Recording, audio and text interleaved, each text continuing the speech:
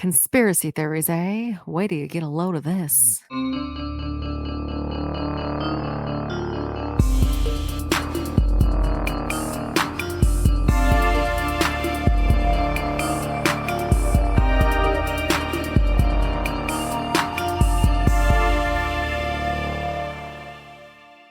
Hello, and welcome to Cracked Sisters Conspiracies. We're a podcast that covers conspiracy theories, mysteries, and all over spooky shit. My name's Jackie. And I'm Cassandra. And we are said sisters. Hello, hello. Hello, sick little gremlin. Sounding lovely over here. It's okay, I look like a bag of shit today. You win some, you lose some. Exactly. Did you work today? Uh-huh. Yeah. I got to sit in on some interviews.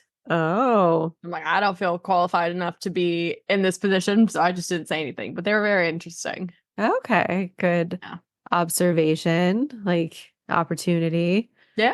There you go. What's new with you?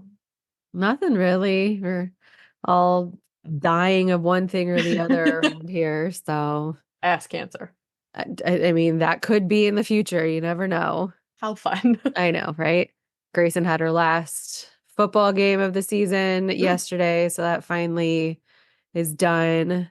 Did they win or lose? They ended up losing, but she ended up getting a sportsmanship award. So like she was the only one on her team who got anything. So that was cool. So she was happy. And then Aaron and Donald and Cassius ended up coming out to the game. So she was happy to have other people there. And she got to play it at Royal because it's been raining. I think it's supposed to rain again this week. It's just never ending. I know, it's same here too. Okay. But yeah, other than that, just trying not to die. Cool. Oh, good stuff. What about you? Anything else new and exciting? No, that's okay. just wedding planning, working. That's exciting. Yeah. It looks like you got your invitation figured out. So yeah, I still have to like send them out and shit. But yeah, well, I mean, you figured out how I picked the style that I liked. Yeah, that's an accomplishment. Good stuff. Do you remember what the topic is for today? I do. It's Poltergeist, right? Yeah. Okay, and the reason I remembered it today was because I was also reading local like news articles, and there was something happening with Little House on the Prairie, and that was filmed out in Simi too. So that's what jogged my memory on what our topic was today. Otherwise, I wouldn't have remembered. Gotcha. Okay, yeah. So today we're talking about Poltergeist, movie curse, movie horrors, whatever you want to call it. Yes. So let's get into it. Mm-hmm. All right, so Poltergeist the movie was released on June 4th, 1982, and was a horror film about a family who were visited by ghosts in their house, and they were psychologically tortured, and the youngest daughter was kidnapped. That's right. I didn't realize the movie was over 40 years old already. Yeah, it's old as shit. I wanted to fucking rewatch it as a refresher, but fucking it's like $4 everywhere, and I have no idea. My DVDs are still packed up, so I know I have the new one, but I don't have the old one anyway, so it's fine. But yeah, it was written by Steven Spielberg, Michael Grais, and Mark Victor, and was directed by Toby Hopper. The film stars JoBeth Williams, Heather O'Rourke, and Craig T. Nelson, who's the grandpa from Parenthood. Oh my God, I love that show so much. Fucking hate that show, but makes me cry every episode. I know, it's stupid. Who wants that in their life? It's a cathartic release, okay? Sometimes you just need to cry like every day for a few days. Like that and This Is Us. I wanted to kill myself watching both of them, so I had to stop. I bailed after the second season of This Is Us because that was just too emotionally draining. Yeah. But Parenthood at least had some ups and downs, but it did, yeah. It lasted longer in that than I did the other one. Oh, yeah, that's true. So the film came from Spielberg's earlier unproduced sci-fi horror film from the late 70s titled Night Skies. Poltergeist was the 8th highest grossing film in 1982 and was nominated for 3 Academy Awards, named by the Chicago Film Critics Association as the 20th scariest film ever made, and a scene made Bravo's 100 scariest movie moments. Okay. Poltergeist initially received an R rating from MPAA, but Steven Spielberg and Toby Hopper disagreed with the rating and somehow were able to successfully change it to a PG rating on appeal. PG? Not even Poltergeist is rated PG. PG-13? No. How do you make such a big leap from R to PG? Sexual Okay. abuse. I don't know.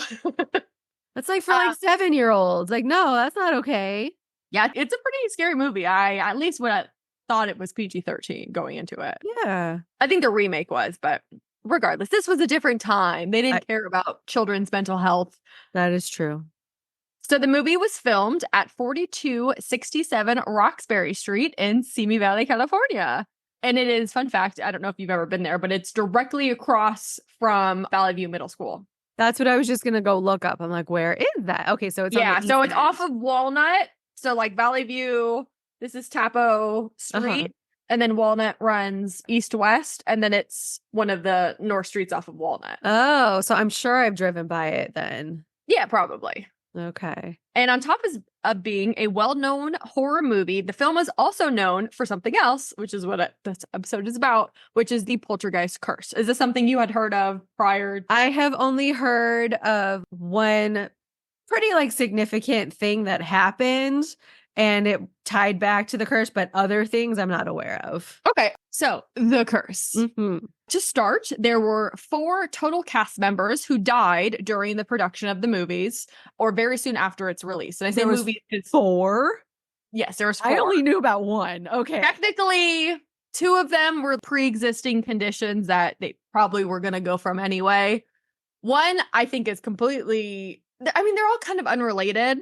Okay. But it all happened either right when the movie got released, during production, or right after it was released. So, as I mentioned, there are 3 Poltergeist movies.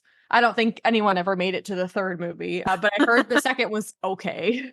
So, the first death, and let me know when I hit the one that you are referring to. Okay. So, the first death was the older sister in the movie, Dana Freeling. That's the one, yeah. Okay. And she played 22-year-old Dominique Dunn. Dunn was an American actress, and her breakout role was in Poltergeist. And from there, all in the year of 1982, she was cast in The Shadow Riders, Chips, and also was cast in a miniseries titled V. Okay. In 1981, Dunn met sous chef John Thomas Sweeney at a party in Los Angeles. After only a couple weeks of dating, they decided to move in together, and they got a 1-bedroom house on Rangeley Avenue in West Hollywood.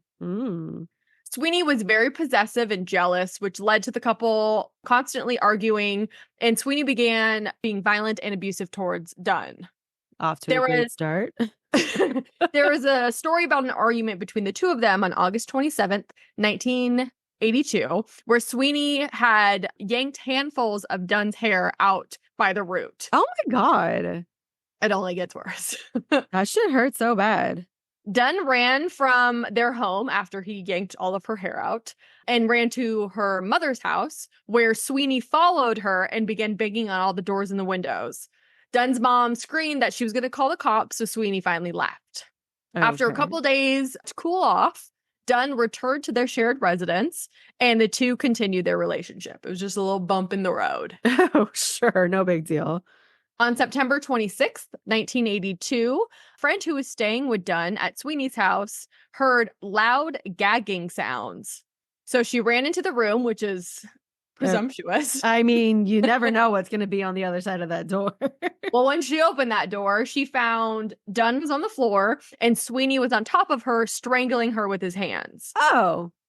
Dunn told the friend that Sweeney had tried to kill her, but Sweeney denied the accusation, even though he was literally caught in the action, and asked Dunn to come back to bed. Dunn's like, all right, sure, I'll come back to bed. What? But as she was walking, she fucking beelined it. Okay. And ran into the bathroom and jumped out of the bathroom window. Sweeney heard the engine of her car turn over because she hopped out, got into her car, and she was going to take off. So then he ran outside and jumped on top of the hood of her car to prevent her leaving. She didn't learn about putting it in neutral and rolling down the hill like when I used to sneak out of the house. Yeah. Or maybe they were on a flat surface. I don't know. Also, it's in panic mode. I don't really think 16-year-old sneaking out of the house and fear of your life are on the same. That's true. I probably would not have put a single moment's thought into it other than get me the fuck out of here. So Dunn waited for Sweeney to naturally get off the hood of the car, and then she fucking hightailed it out of there. Dunn decided at this point that she no longer wanted to be with Sweeney. So she stayed with her mother and a couple of various friends' houses for the next couple of days. And she eventually called him and ended the relationship. Sweeney agreed to move out of their shared home, which I did not see coming. And Dunn remained living in the house, but she did change all the locks, so good for her. Okay. On October 30th, 1982, 1 month and a couple days after their physical fight, Dunn was at her home with actor David Packer rehearsing for their miniseries V. While Dunn was on the phone with a different female friend, Sweeney had called, and this is very telling of the time, and made the operator break up her conversation with her female friend, which I didn't know was an option. I didn't know that either. Dunn realized who was on the phone, but I guess it was like a 3-way call at this point. Okay. So she screamed, "Oh God, it's Sweeney. Let me get him off the phone." Apparently he didn't like that. So 10 minutes later, Sweeney showed up to her house because that confirmed that she was at the house. The two spoke through the locked front door. And after a short period of time, Dunn agreed to speak with him on the front porch face to face. No. While David Packer, her friend, remained inside the residence. This is all red flags, just fucking flying. If I've learned anything from breaking up with someone, it's you don't get in their car with them after. Mm-hmm. You don't do anything. Otherwise, you don't go outside of the house. If they show up, you ignore their phone calls. I know. You don't meet up with them. I made some mistakes and I learned the hard way. You get kidnapped by, a boyfriend once without a phone and you're tortured for the rest of your life. You're terrified. Yeah. Remember when I broke up and I had to stay living with that person for 4 months until I could be rescued? That was fun. Okay, I think that beats my temporary kidnapping just because you had to endure that for a lot longer. There was 2 bedrooms. That was, I think, the only saving grace. And I just worked so much overtime. Good God. Yeah. Okay, so they're on the front porch. David Packer is inside the house. And he's just kind of listening. And then he hears smacking sounds, 2 screams, and a thud. Packer's like, I don't know what's happening, but that doesn't sound good. So he calls the cops. And the cops are like, that's so interesting. That's not in our jurisdiction. And then they hang up on him. Wow. So he's like, fuck. So then he calls a different friend and he's like, hey man, if I'm dead, Sweeney did it. I can't really say more, but at least I want someone to know who murdered me if I get murdered. Gotcha. So after a little while, David Packer's like, fuck this. I'm not staying. Sorry, done. My friend, I'm leaving. He still hasn't even checked on her yet?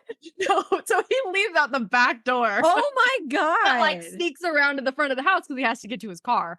As he's sneaking around, he sees Sweeney in the bushes kneeling over Dunn. Oh. Sweeney saw David. They looked at each other. And Sweeney told Dunn to call 911. So he called again, and for whatever reason, now they decided that they can show up. I don't know why they didn't the first time. When the cops arrived, Sweeney met them in the driveway with his hands up, and he said, I killed my girlfriend, and I tried to kill myself. Oh. Doesn't sound like he tried very hard on, that second part. Right. So Dunn was transported to the hospital, and brain scans showed that she had no brain activity due to oxygen deprivation, and she was ultimately taken off life support on November 4th, 1982, 19 days before her 23rd birthday. That is so sad. I know. What an awful way to go out. I know. But obviously he likes to strangle. He strangled her 5 times already, and that's ultimately how she went. It might have started out as a kink that escalated, and once he got a taste. Possibly. The only reason for the longest time that I knew who she was, it's the stupidest connection ever, but one of her brothers is also an actor, and he plays the teacher in My Girl. And that's how I oh my God, his sister. And I had recently watched My Girl, so it's still top. I did see your Instagram post. I don't know why you do this to yourself. I don't know, but Gracie and I had a good cry. And you're insane. So Sweeney was ultimately sentenced to 6 years in prison for manslaughter because the jury decided that he didn't meet the qualifications for murder, so they dropped it to manslaughter. And during during the sentencing, the judge even said, I have never seen a more clear-cut case of murder, but okay. And then the jury were offended because the judge called him out. But for whatever reason, the judge couldn't or wouldn't overrule the sentence. Oh, okay, that was going to be my question. I'm like, don't they have final say ultimately? Normally, yes. I don't know how it was in the 80s. Okay. But he only ended up serving 3.5 years anyway. So what does it matter? Man, he just caught every break possible, it seemed. Yeah, but thankfully, so obviously Dunn's family was pissed. Yeah. So when he got out, he got hired at another restaurant because he was a sous chef. That's how they met. Oh, And so the family started picketing the restaurant and handing out flyers like, oh, the food that you're eating tonight was created by the hands that killed my sister or my daughter. Right. And he's like, you guys have to leave me alone. So I guess he changed his name and fled the country. I don't know. Good. He deserves so much worse than that. Okay, so the second death was Preacher Kane from Poltergeist 2, played by 59-year-old Julian Beck. I don't know who that is. You do. Look up Preacher Kane. But he has like this weird, straight teeth, creepy ass smile. Okay, let's see. And like a black hat. You said Preacher Kane? Yeah, Kane. Oh, I do recognize that guy. Okay. So he did? He is. So he was an American actor, a stage director, a poet, and a painter. He was best known for co-founding and directing the Living Theater and for his part in Poltergeist 2. He had also been diagnosed with stomach cancer in 1983 and died 2 years later on September 14th, 1985, shortly after wrapping film on Poltergeist 2. Well, that's a bummer. That's also just like a shitty coincidence, I guess. That's what I said. Okay. Yeah. Next death, third death, was the Native American shaman Taylor from Poltergeist 2, played by 52-year-old Will Sampson. I might as well just keep this up. Oh, Samson. I know. Let's see what this guy looks like. He plays all your Native American. That guy. Yeah. Yeah, so I totally recognize him. Sorry. Yeah, he was best known for his performance as the apparently deaf and mute Chief Broadman in One Flew Over the Cuckoo's Nest. Yep. He went out with a pillow. Horse in 1977 Western The White Buffalo. He was also in The Outlaw Josie Wales. So, sure. It's an Eastwood movie. I don't care. Samson suffered from, God, I even wrote this phonetically, scleroderma, a chronic degenerative condition that affects his heart, lung, and skin. Ew. During his lengthy illness, his weight fell from 260 pounds to 140 pounds, causing complications related to malnourishment. Oh, gosh. On my birthday, June 3rd, 1907. No, 1937. No, 1987. What year are we in? On my birthday, June 3rd, 1987, sure, Samson underwent heart and lung transplant and ended up dying from a post-operative kidney failure. Oh, bummer. The fourth death, which I think is probably either the number one or number two most known death, is the little girl in both the first and second Poltergeist movie, Carol Ann, played by 6-year-old Heather O'Rourke. Yeah. Carol Ann. The little old lady that says her name like that. Oh. Have you not seen Poltergeist? No, I have, but it's funny because I was looking at a picture of the little old lady. But I was thinking, like you were saying something that she was saying, and I was like, they're here. That's what I was thinking. Yes, that is what she is known for. But I was not picking up on what you were doing. I see. Anywho. So O'Rourke was an American child actress whose breakthrough role was her role as Carol Ann in the Poltergeist movies. In 1987, she contracted Giardia from drinking well water at her family's home in Big Bear, California. Oh. She was subsequently diagnosed as having Crohn's disease. Bummer. And she was prescribed cortisone injections to treat her disease during the time that she was filming Poltergeist 3. On January 31st, 1988, she began exhibiting flu-like symptoms, and the following morning, she collapsed in her home and was rushed to a nearby hospital. In the ambulance, she suffered a cardiac arrest, but paramedics were able to revive her. Oh. It was later discovered that she had intestinal stenosis and was rushed into emergency surgery. She survived the surgery, but then suffered another cardiac arrest to which she was unable to be successfully revived. And she was just a kid. Yeah, she was like 12, I think. Oh, God. Yeah.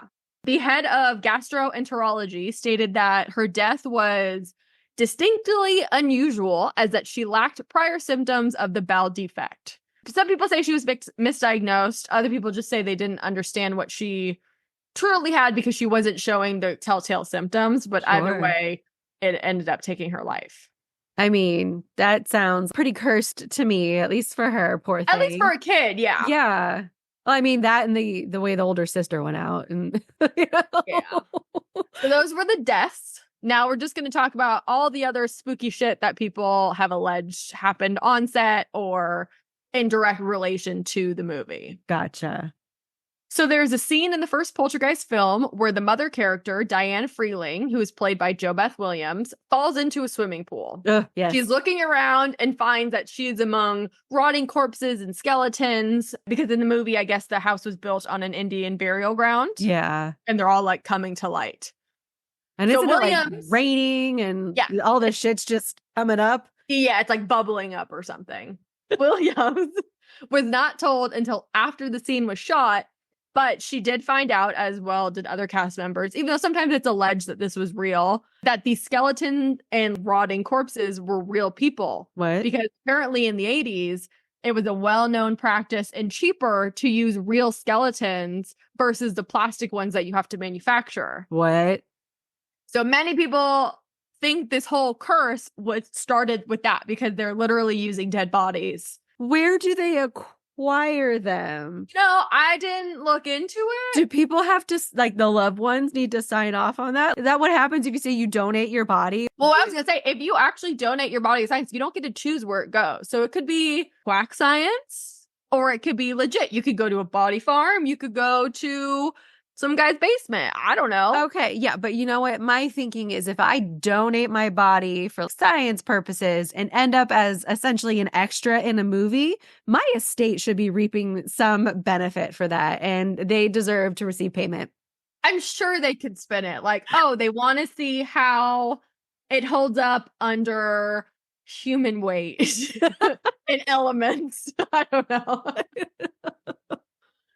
During the second Poltergeist, real skeletons were still, allegedly, being used. And Will Sampson, who was the shaman guy, he kept sensing like a malevolent spirit and thought it was related to one or more of the corpses that they were playing around with. Yeah, I mean, maybe shook something loose. He actually ended up performing a real exorcism on set.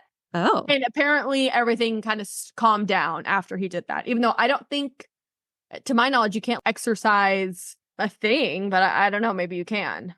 My assumption was that it was like you're exorcising a spirit from like another living being. Yeah, and they're like flailing around. Yeah, power of Christ compels you and whatnot.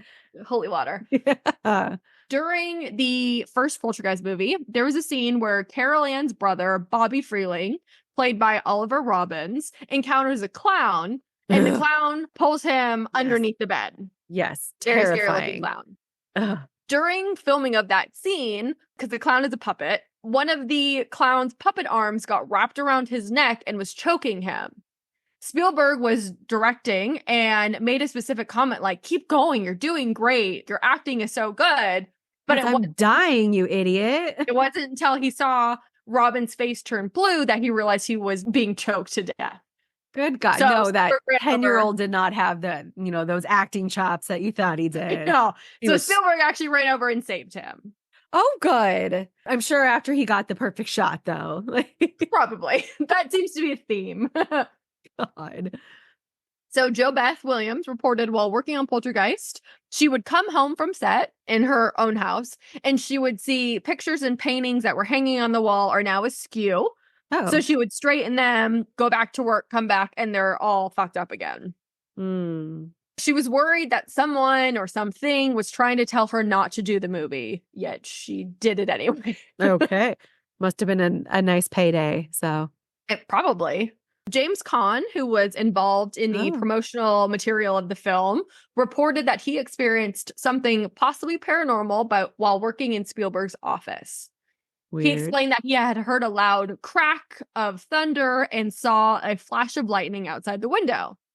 The lights then flickered in the back of the room, and the air conditioning unit burst off and struck Caan from behind. Oh. After a few minutes, the lights flickered again, and all of like the videos and video games in the office started playing at once. which sounds fucking terrible. I would have bounced like immediately. No, thank you. I agree. During the filming of Poltergeist 2, there was a scene that required the use of a creature effect known as the vomit monster. Ew, what is but that? It kept failing to work. Okay. So Craig T. Nelson, Parenthood grandpa, had to step it up and pretend to vomit a practical effect for over 10 hours. Oh.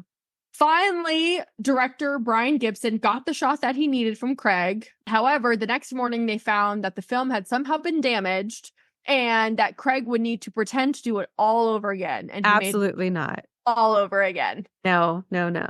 Lastly, during the film of Poltergeist 3, there was supposed to be this big explosion, but the special effects malfunctioned, causing a raging fire on set. Oh. And trapping a maintenance worker.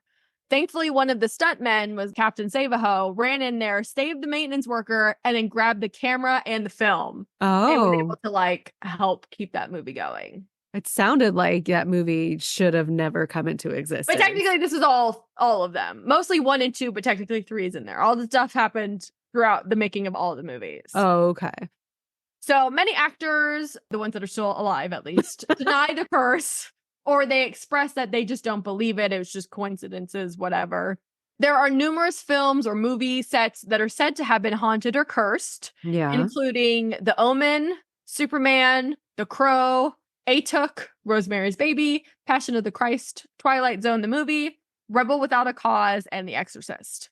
Most of these movies, including Poltergeist, they revolve around a demonic possession or a ghost or something like that. Some spirit or something. For minds to kind of make that correlation. Sure, I could see that. So for me personally, I give this a certifiably cracked. Yeah. I think it's just a string of bad luck and shit. And like literally the deaths, none of them, yeah, they're all tragic, I guess, and sad, but none of them relate whatsoever to the movie. Like if they died on set or if they died in some more connected way to the story, then I'd be like, oh shit, maybe. Yeah. But the people that worked in the movie died completely away from it, unrelated. Sucks, but yeah. And then all the creepy stuff, like you said, if they're already in that mindset of thinking of, you know, the type of material that they're filming, then they're going to be more inclined to see and experience things. So I agree with your rating there. Yeah. So that was the Poltergeist curse. Interesting. Okay.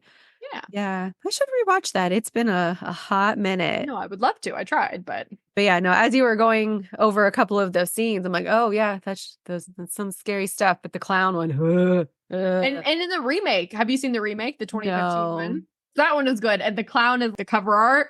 Pretty good. Gross. No, I don't do clowns. No, thank you. Yeah, so what do you want to cover next week? So next week, I got a request from one of my colleagues, from Jason. Okay. And so he had been reading a book and he actually went out and got me a copy of it. The book he was reading is called Killing the Witches. It's about Salem, Massachusetts and the witch trials, but it has absolutely nothing to do with what my topic is about. Okay. So they're in the very end of the book, he flagged it for me. There's 2 or 3 chapters and it's talking about a man named Ronald Hunkler. And it's his experience that served as the inspiration for The Exorcist. Oh, wow. Yes. And so he read it and he's like, this is right up Cass's alley. She's going to love it. Here you go. And so for Jason, I will be covering Ronald Hunkler's exorcism story that inspired. We literally I just mentioned The Exorcist. I know. You did. And so I'm like, that's perfect. It works. Nice. Yeah. So that'll be fun. I do have to do some reading though, but I haven't felt like doing anything for the last 3 days. So yay.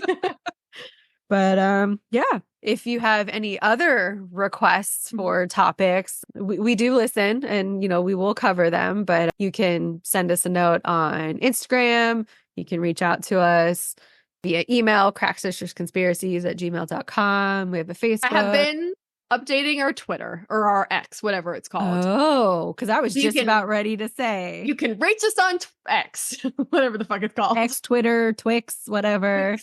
Or Patreon. You can give us $1, come follow. You get access to all of our video footage and some other things and content. And then every now and again, when we have some good clips from the recordings, we'll post them up on the TikTok too. So you can come follow us there. Crack Sisters Conspiracies, I think.